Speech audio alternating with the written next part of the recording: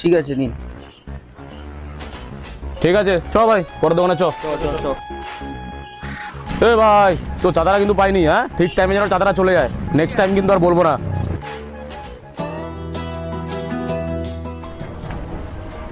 Hello দাদা, পুজোর চাঁদা। পাড়ার পুজোরটা তো না 500 টাকা। কি 500 টাকা?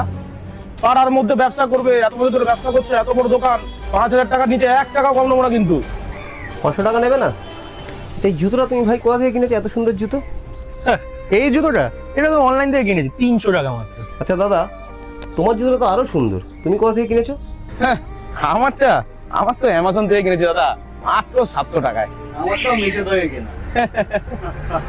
আচ্ছা এবার আপনারা বলুন, আপনি কিনেছেন ফ্লিপকার্ট থেকে, আপনি কিনেছেন অ্যামাজন থেকে, আপনি মেশো থেকে, পাড়ার দোকান থেকে কোনোদিন কিছু কিনেছেন?